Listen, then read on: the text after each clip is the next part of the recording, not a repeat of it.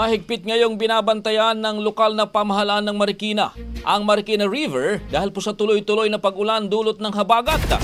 Ilang lugar naman sa Metro Manila ang binaha kaya nagbigay na po ng libreng sakay ang DOTR sa mga stranded na pasahero.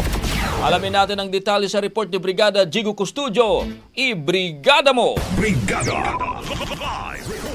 Alas 12:25 ng tanghali nang umabot sa 15 meters ang lebel ng tubig sa Marikina River, hudyat ng pagtunog ng unang alarma. Ibig sabihin, pinaghahanda na ang mga residente na lumikas. Magka-alas 2 ng hapon, pinatunog ang ikalawang alarma matapos umakyat sa 16 meters ang lebel ng tubig sa ilog. Dahil dito, nagpatupad na ng preemptive evacuation ang lokal na pamahalaan ng Marikina sa mga residente, partikular sa mga naninirahan malapit sa ilog. Ang mga barangay ng Tumana, Nangka at Malanday ang mga critical areas kapag tumataas ang tubig sa Marikina River.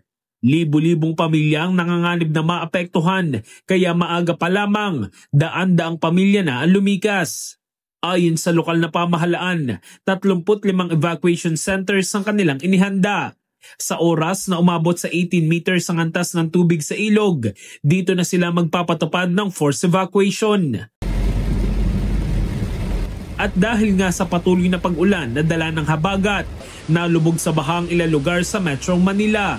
Sa Maynila, gutter deep ang baha sa ilang pangunahing kalsada, kabilang na dyan ang Taft Avenue, Rizal Avenue, Quirino Avenue at Rojas Boulevard. Hanggang tuhod naman na baha ang naranasan sa Espanya. Gutter deep na baha din ang naranasan sa Mandaluyong, Makati, Pasay, Parañaque at Quezon City.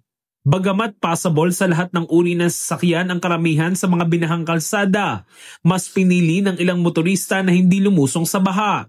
Dahil marami na ring stranded na mga pasahero, nagbigay ang Department of Transportation ng libreng sakay sa MRT at LRT.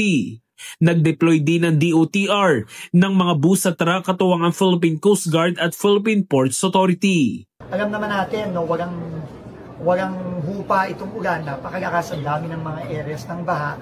So, dahil dito, magpo-provide tayo ng mga buses at mga truck galing sa Philippine Coast Guard at sa Philippine Ports Authorities sa mga key areas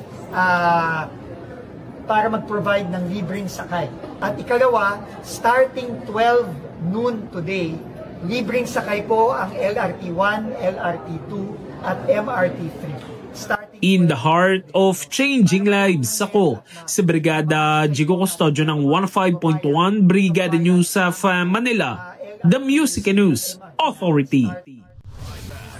Ang bahaging ito ay hatid sa atin ng Yummyvit ES2 Oral Drops. Simulang tuparin ang pangarap ng iyong anak. And stunting now!